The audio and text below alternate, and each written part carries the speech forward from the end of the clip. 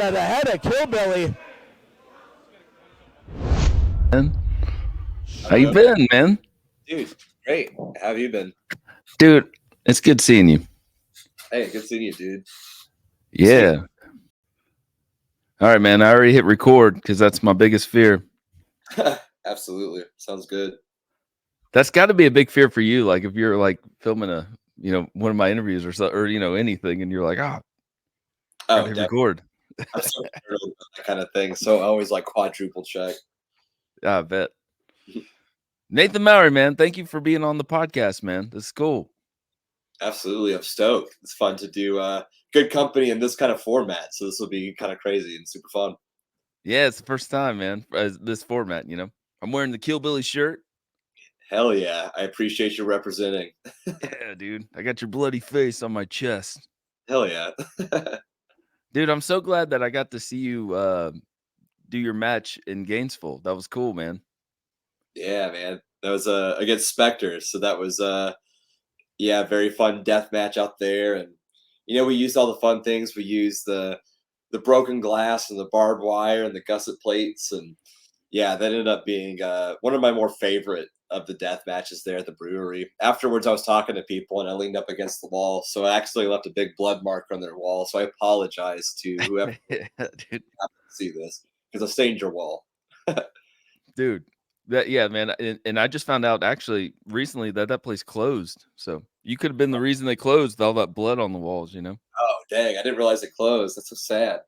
I know, man. I remember taking a picture with you, like, and I like kind of put my arm around you, and I was like, "There's blood on me, Nathan. Blood on me." Oh, definitely. I always smell like a bunch of nickels after a match. Oh So. yeah. Dude, how was you went to Green Day? How was that, man?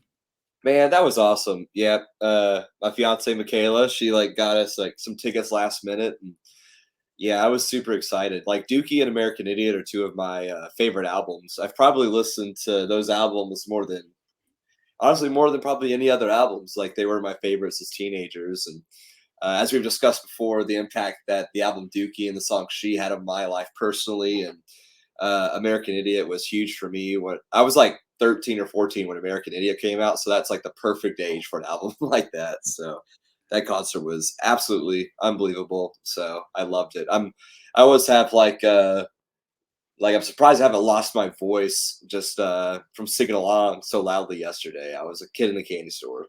Yeah, dude. So which album did you discover first? Would you say American Idiot was your first Green Day album or Dookie? It was kind of simultaneously because what happened was I heard the song Holiday by Green Day and I was like, oh, I really like this. I want to start listening to more of this band. And then my cousin ended up getting the American Idiot CD. And then when I went over there to listen to it, like one of my other cousins that was also over there had the Dookie CD. So I listened to both at the same time. So I got introduced to both albums simultaneously. So, and then I borrowed that Dookie CD from my cousin, and I still have it today. So I appreciate you letting me borrow that for 20 something. Hey, by law, I think you own it now, man. So it's good. I think that's how that works. We have a mutual friend, Garrett, and Oh. and thank you for introducing me to him. But what you just said reminds me of what him and I, this game we play is we do a pick one. And me and him, we always like, pick this album or this album. So I'm going to ask you, man, Dookie or American Idiot? If you had to pick one, can you pick one? Or is it just all the same? It's hard. Man, they're both so great and important to me for different reasons. But man, that's really hard. I probably have to go with American Idiot out of the two. They're both so good. I'm probably going to like change my mind a million times after I say that. That's yeah, I absolutely love that one. So That's good, man. And September's coming up soon, so that's like the biggest song on the album, right? Wake you're Me Up right. When September Ends. Yes, I forgot. Like as we were when we were at the concert yesterday, I forgot how many like hits that album had. So you're like, oh yeah, of course, American Idiot, and then Holiday, and I was like, oh yeah, Jesus of Suburbia had a really cool music Oh video. yeah. Or Broken Dreams, that's cool. So, oh yeah, Wait Me Up September. It's like such a stacked album. It's a little switch for me. How did they end the show after American Idiot? Did they play anything else, like, from any other albums? Yeah, which so what they did is like after they started with Dookie, and then they played like 2 or 3 songs in between Dookie before they went into American Idiot, just a couple of their singles. And after American Idiot, they Oh, played like a few more songs, but they ended their set with "Time of Your Life," "Good Riddance," and oh, that, nice. they even played at the end of Dookie. There's a hidden track, and they ended up performing the hidden track live, which I thought was great. They performed all by. Oh, that's so cool. And man, the reaction that I got, because all week I was joking, it was like, what if like after they play FOD, there's this like long pause, and then they come out and they play like their hidden track, and that's exactly what happened. And That's I what for they did, they just a long pause and just randomly came back out. yeah, That's so cool. it was just violins. I was like, what's happening? And then like us were singing, and I was losing my mind. It was so exciting. Yeah, man, I'm so jealous of that. That's so good. Who else was there? Did they close the night? Or was there another band? There was other bands though, right? They were the headliner. So I didn't see the first band, and we missed Rancid. So it was Rancid Oh, I and love Rancid. and Green Day. So by the time I got off of work, I was able to get over there for Smashing Pumpkins, and which I love Smashing Pumpkins and Yes, dude. songs by them that I super dig. So that was really fun. So You have an older brother, right? I have two Or younger. So I am younger the brothers. You're the oldest one. I am, yeah. 'Cause I was wondering, like, if you had an older brother that got you into, like, these '90s bands, you know? I don't know. But I've always appreciated like '90s like music and everything. I think it was like VH1 used to have like 100 greatest songs of the '90s, and when I was trying to get into music, I was like paying attention to like songs that were important in the '90s and had a big deal or a big lore behind it. So that's the kind of music I got into. After I got into Green Day and got into Dookie, I was like, okay, I like '90s kind of alternative stuff, which led me to Pearl Jam and Nirvana, and then ultimately into heavier stuff like Korn and Marilyn Manson and Nine Inch Nails and stuff like that. So yeah, yeah, dude. it's just Did been you ever wanna play an instrument or anything? Like, it was you ever play guitar or anything like that? Or yeah, drums? I wanted to, but I just haven't ever attempted to try. I just don't know if I have that kind of musical gene in me at all. So Yeah. You I might maybe you have to, could sing, dude. yeah, maybe I could just yell. I'm pretty good at yelling. Yeah, like, make a punk, you know? That'd be cool. Yeah, Like maybe I'll learn punk rock. this, but I just don't know if I have the talent to ever become a musician or whatever. So I might just stick to the music video sides of things. Yeah, man, you could almost, like, follow Jericho's path, you know what I mean? Just, like, pick up a mic and just, just start singing, and doing your wrestling and all that, you know? Yeah, who You be knows? the deathmatch I don't know. Stranger things have Hey, man, thank you so much for letting me be a part of a music video for the first time in my life. That was so cool, man. Yeah, Silly absolutely. Goose. Yeah, silly goose. Show up at Show up your at house, your house. man. Like that was such a cool video, and also I'm really stoked about those guys. They really seem to be finding like a really cool audience and just continually growing and doing really cool like shows. Just them showing up at random concerts and playing parking lots or like Subway restaurants or a Bucky's or just whatever. It's pretty insane. But I also Yeah, just man. you saying that you wanted to be in a music video, and I was like, oh, this would be a cool opportunity to throw Scott and also Garrett, because I love putting Garrett into just like I want Garrett every music video. For a while, I was doing that where I just made him an Easter egg, but yeah, it was cool having you in that video and have you crowd surf in my basement. So it was really fun. Yeah, dude, Garrett's awesome, and I was so glad just to chill with him that day, and, yeah, surfing, crowd surfing in your basement was awesome, and just the whole thing was cool, just seeing how you film a video and seeing the process, you know what I mean? Like, just I mean, it takes a while, and I just love seeing how you set up everything. It was very cool, man, and I felt like Silly Goose are all so young, and I was telling you that day, I was like, "Man, I feel old." It was like 2 people. It was like, Silly Goose fans and then Garrett and I. But it was Yeah. such a cool process, man. Oh, definitely. It's funny because like sometimes I'm like, because I'm like 32, so sometimes I'm like, oh yeah, still pretty young. But then I hang around people in their 20s and they have so much more energy than me. I'm like, oh yeah, Yeah, I'm not that age anymore. But yeah, so I definitely feel that. Yeah, Yeah, man, it was such a cool process, man. How many videos have you done at your house? And you live in the Kind Punk house. yeah. Um, I've done a pretty good amount. I'm trying to think off the top of my head. I just did a music video here. Um, yeah, let me think, because there's a band called Sphinx that that's kind of an electronic, and drums kind of thing. It's like Andrew, who used to be an Islander, his project. We shot, oh I think yeah, maybe, that's cool. yeah, we shot like three different music videos at my house for that. And like you said, Silly Goose. Um, James, who used to live here, he shot for a band called Messing over here. Yeah, James is awesome. Oh yeah, and then Michaela shot a few music videos over here. So yeah, it's hard to tally up in my head because I'm just thinking of all the music videos. Like I know I've probably personally have done like maybe 5 or 6 here, but then so many other people have come over and did whatever. So yeah, a lot of music videos have come out of this house, and I love it. James did an epic like slide down your hill on the Silly Goose video, right? Was it that was James, right? That fell in the mud? Or was that someone else? Who was that? Brock that did that. Who So yeah, dude.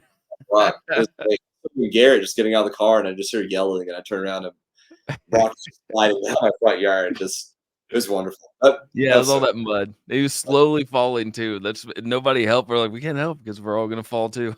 So we just had to watch you slide down the hill. And yeah, I love Brock. I'm obsessed with him. He's a very entertaining person. yeah. Um, yeah, you and congratulations too with you and Michaela, man. That's awesome.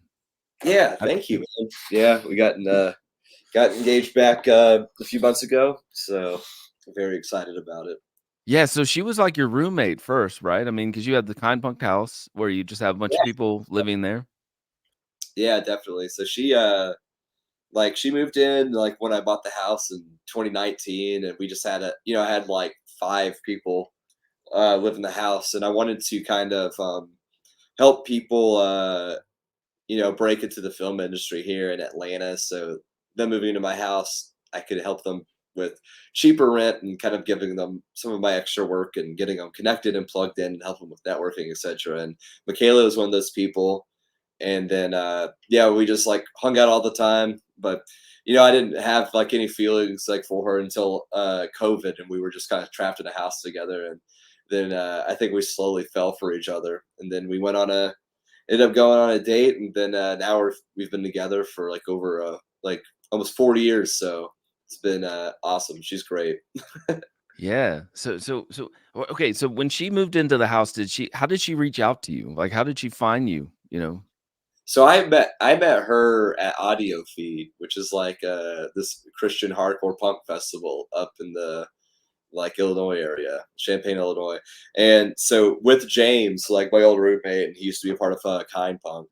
We were going to this festival just to have a good time, and he was like, "Hey, I know these people that we can crash on the hotel floor of," and it ended up being Michaela's family. So I met her at that festival. I met her because I slept on her hotel floor, and then the next day we met each other, and then we were like hanging out in mosh pits and stuff together, and so we connected then.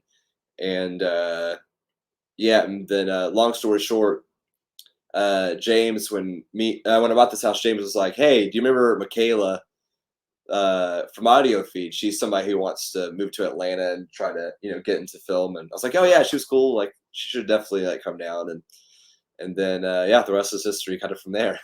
Yeah, dude, that's so cool, man. Yeah, And yeah, and she used to come to the house, man. I've had her on the show too, man. That's really cool.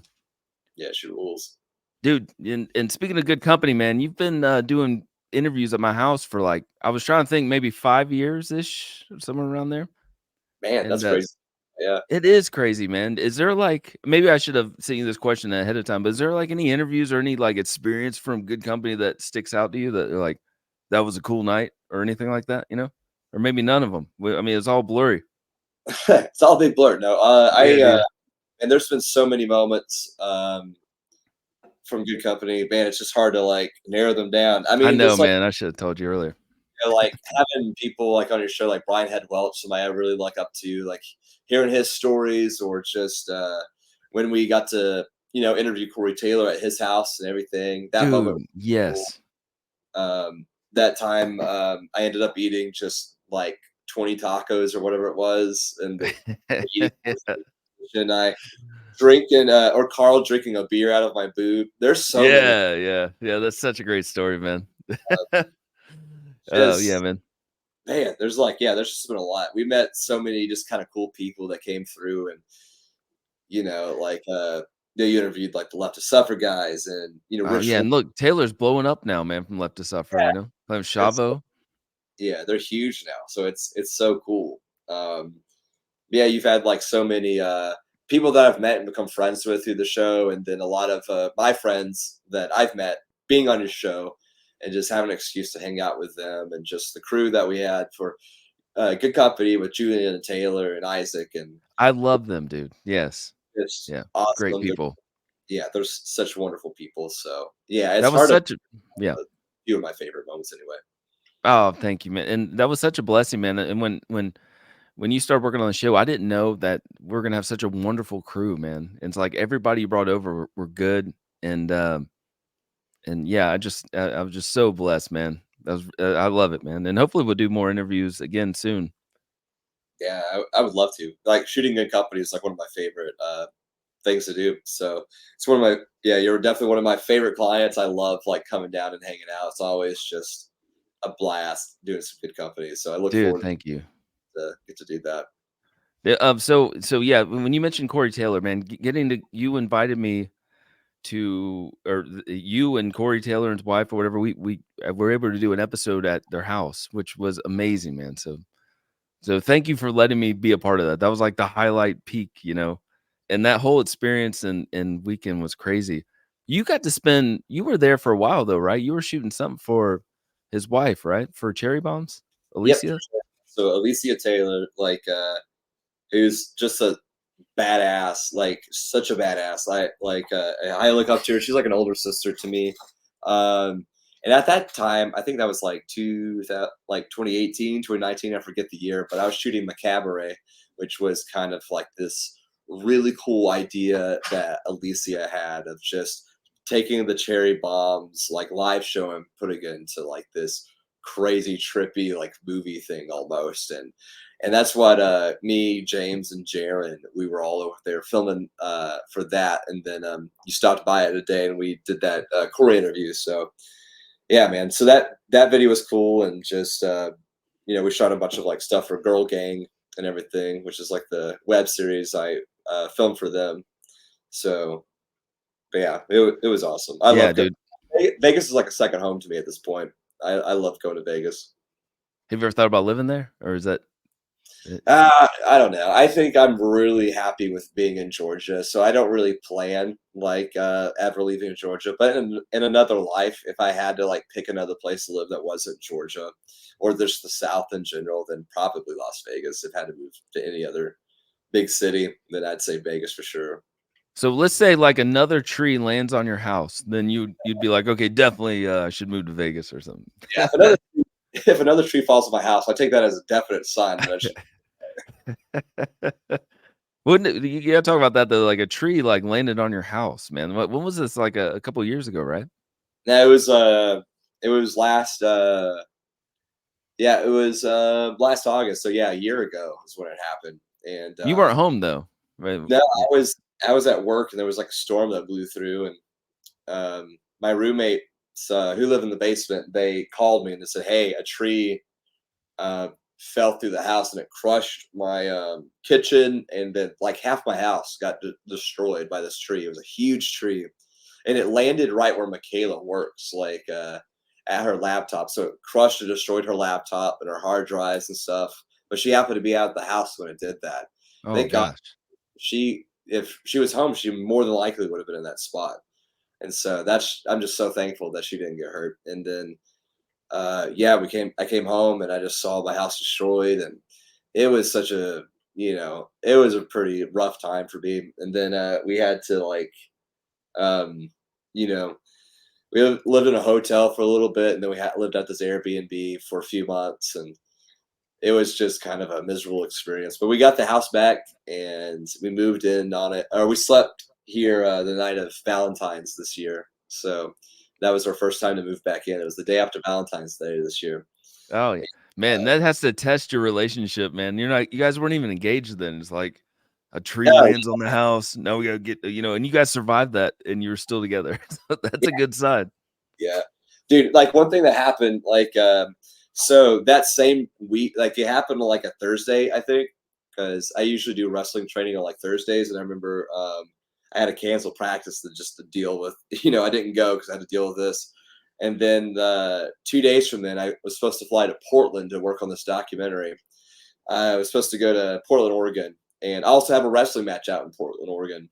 And I was so distraught, and then me and Michaela were flying to Portland, and then I just asked the stewardess. I was like, "Hey, how much longer is this flight?" And she's like, "Oh, it's like an hour." And I was like, "An hour? That doesn't make any sense." And then I looked at my ticket. I realized I'm flying to the wrong Portland. I'm going to Portland, Maine, and not Portland, Oregon. And and then I'm like, "Damn it!" And I was just so defeated. I felt it was just Yeah. like me out so hard. And then when I landed, like we're on the other side of the country, so the hotel I booked, like we're not there, and so it's like 1 a.m. and so we're walking around trying to find like a place to stay, like we're Oh my very gosh. no vacancy, and then it got to the point where it was like 3 o'clock in the morning, and me and Michaela were just walking around at these hotels, and I was like, "Well, it's not like bad outside. Do you want to like sleep under a bridge or whatever and just sleep for a little bit and then we could try to find a hotel in the morning?" And she was like, "Yeah, that sounds good." But then we ended up finding a hotel. But the fact that she was willing to sleep under a bridge with me for my fuck up, you know, Oh, yeah. meant a lot. So I feel like that was like, you know what? I'm gonna marry her. That's when you realize, man. Yeah, Dude, she's that's right. pretty awesome, man. Right when Yeah, you said that, I'm thinking of like Red Hot Chili Peppers Under the Bridge or something like. right. Yeah.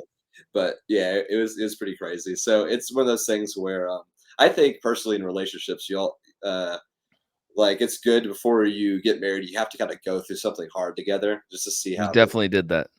and I think that was yeah, that was definitely that experience for us. Yeah, dude. Tree lands on your house, you're about to sleep under a bridge. You should write a book, man. You Right? Yeah, it was a pretty rough week that week. Hey, do you ever keep in touch with, you used to work at DDP Yoga. Do you ever keep in touch with the Dallas or Diamond Dallas Page or whatever? Oh yeah, man. I mean, like I'm still at DDP Yoga. I so that's still like my 40 hour and everything. So I Oh, I talk, didn't know that. Okay, yeah. yeah, so I still hang out and talk with Dallas almost on a daily basis, almost semi daily basis. So yeah, he's awesome. But yeah, like I also kind of like have a lot of other things kind of just going on. So like on weekends, I'm always wrestling and doing stuff. So yeah, I'm filming with Dallas a lot. So he's the man. So you started wrestling, and then how long did you wrestle before it turned into, let's make it a little crazier and do deathmatch wrestling or whatever? Oh, immediately right out the gate. That's all I wanted to do. I just wanted to do the crazy. So like I've always grew up loving deathmatch wrestling ever since I was a teenager. Love pro wrestling. I'm a huge thing. If anybody's ever met me for more than 5 minutes, they know that I'm a huge wrestling fan because I won't ever shut up about it.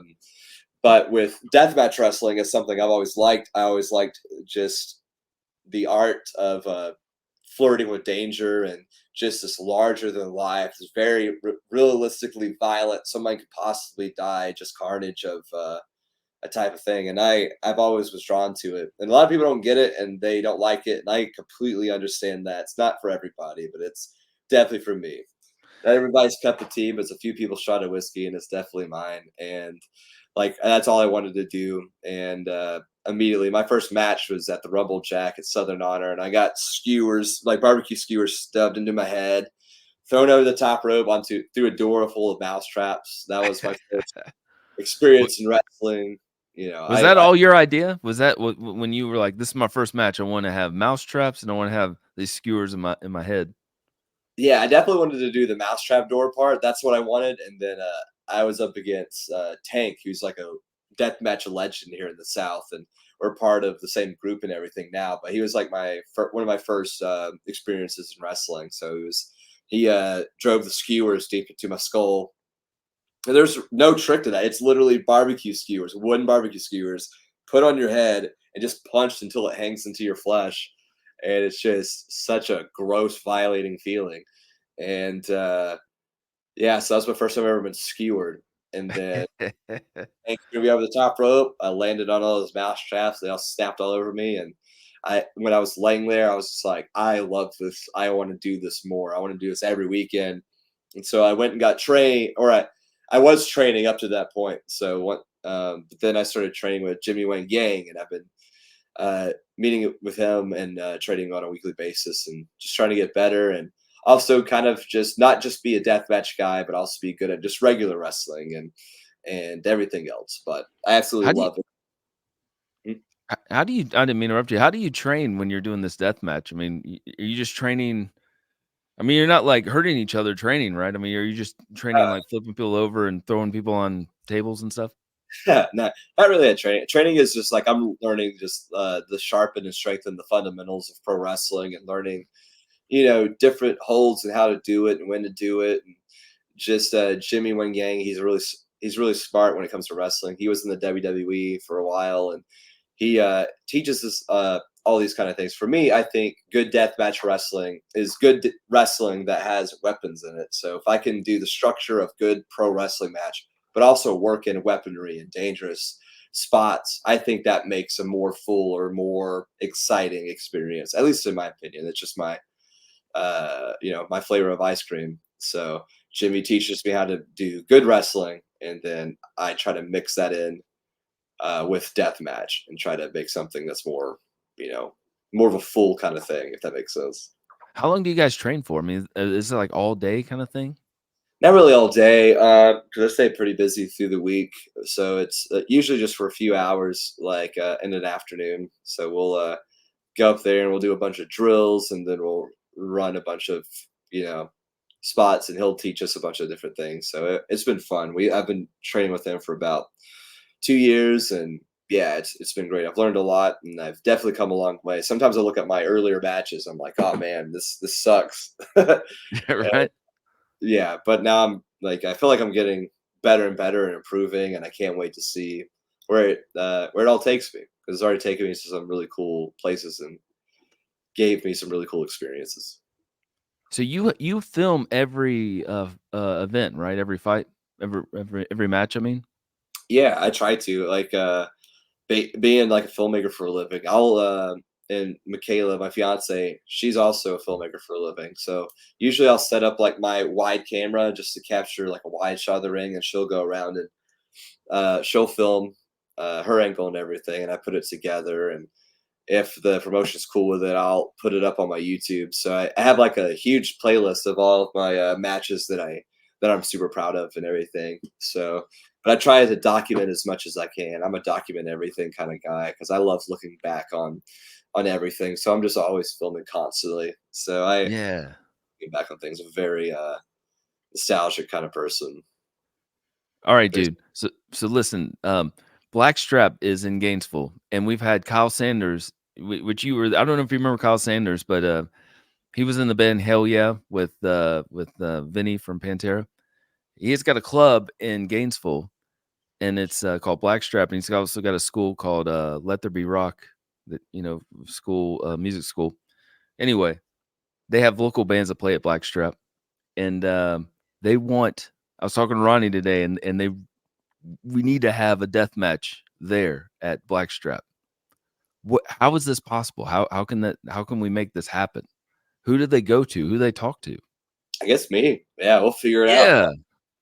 Yeah. I know a ring. I know where to get a ring, and or even if there's no ring, I do no ring death matches sometimes, where I just fight in a bar and cut people with knives in a bar and stuff. So, like even if it's a no ring bar fight kind of show, I'm doing that.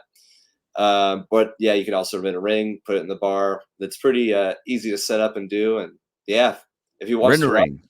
I'd love to. I love getting crazy in bars. It's like one of my favorite environments to And this is a cool bar too, man. This is full of, like, Pantera stuff, like, music. It looks like my basement, but cooler, oh bar. man, yeah. Dude, I love your basement. My whole hallway is based off of your basement. I have so much stuff hanging up. Yeah, dude. Yeah, man. That's funny, man. Who's all your roommates now living in the house?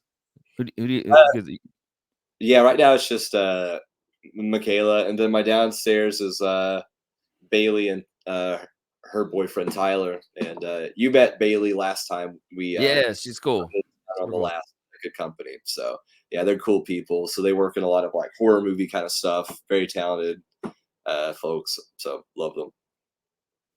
So when is your next match for Kill Billy? Man, we got not this Saturday, but next Saturday I got a match coming up in Sells Creek, Tennessee. It'll be at a middle school. So it'll be a 6 man match coming on the goat. So me, Tank, and Azriel versus the Wall, Shug D, and Casey Owens. And it's gonna be street fight in middle school. So I apologize if I destroy the middle school or go crazy. Or just who knows what can happen when we get in there. Things can tend to get out of hand with coming up the goat. So who knows? We got that, and then afterwards, I got JJ Escobar at the 2024 Georgia Grundle Run. And as you saw, my match with Cruel, this is going to be this year's version of that. But JJ Escobar is probably the craziest human being in wrestling, in deathmatch wrestling. This man is absolutely insane.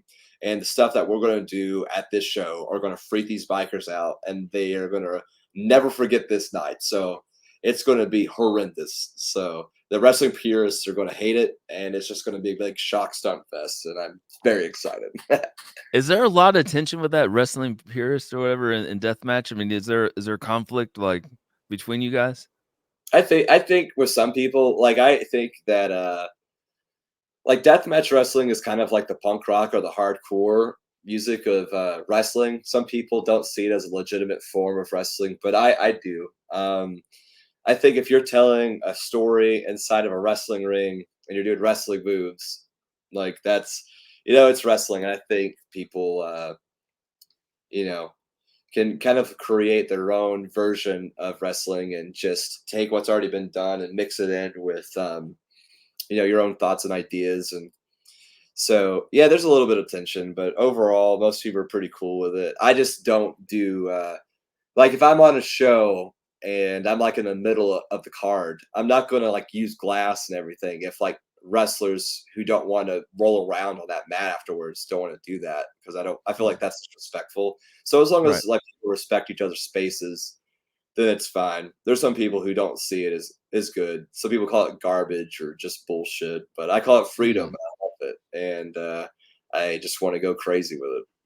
Yeah, It's free. man. When we saw you in Gainesville, they had that night wasn't all death match, and I just remember now because there were some just regular matches, and you guys came in and did the death match, and you guys should have just closed the night with that because when you guys came out there and it was actually like hitting bulbs and all and doing the spikes, it was like that was like amazing. I mean, that was like the show closer, man. Like you can't, you can't go on after that. But I think just normal matches went on after that, but it was exciting though, man. Yeah, thank you, dude. Yeah, it's yeah, I love it, man. It's just such a thrill. Just that high you get from surviving Yeah. something crazy and dangerous, like it's a feeling like no other. And I feel like more creatively fulfilled being a wrestler than I even do with filmmaking. I love filmmaking. So I love yeah, I just absolutely love this. It's such a thrill, and nothing makes me feel more alive than doing deathmatch wrestling. That's So amazing, dude. I love that you do so many different things.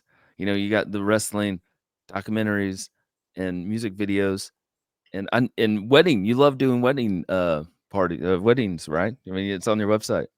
yes, I'm just playing. all of that except for weddings. So yeah, I'm not shoot your wedding. So don't ask anybody. Unless you're Corey Taylor. Yeah, there's a few people who get an exception, but typically I'm not gonna film weddings. It's just not my thing.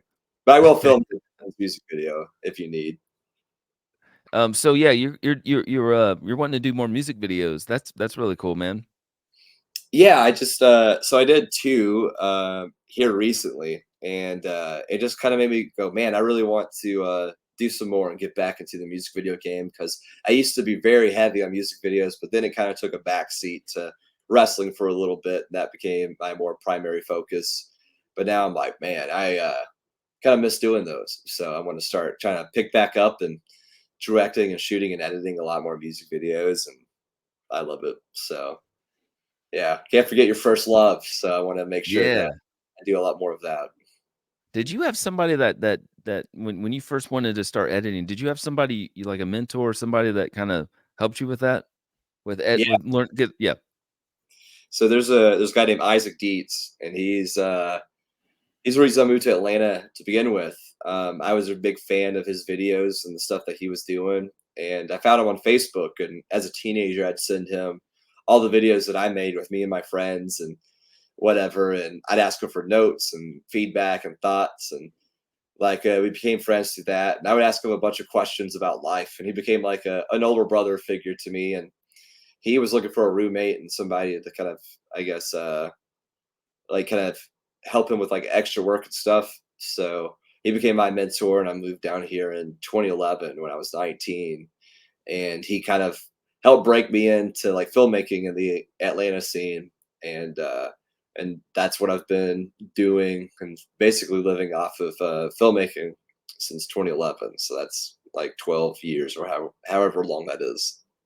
So very thankful for him. Um, Yeah. I got a tattoo of November 1st, 2011, which was the day that I moved down to Atlanta to start pursuing filmmaking and chasing my dreams and not just settling for jobs that I hated. Yeah, man. He helped you, and then you helped a whole 'nother, like, generation of people, it was just with your house and everything else. Yeah, definitely. For me, it's like, man, like Isaac helped me, and then ultimately it led to me being able to buy like my house. And I was like, man, I want to pay this forward, and I want to help other people kind of do the same thing that Isaac helped with me. And so I was able to bring in, you know, some friends and help them get into the whole, filmmaking scene here in Atlanta. And so that was a really good period of time. So I love it. Dude, okay, last thing, man, I know you may have said this story before, but the song "She."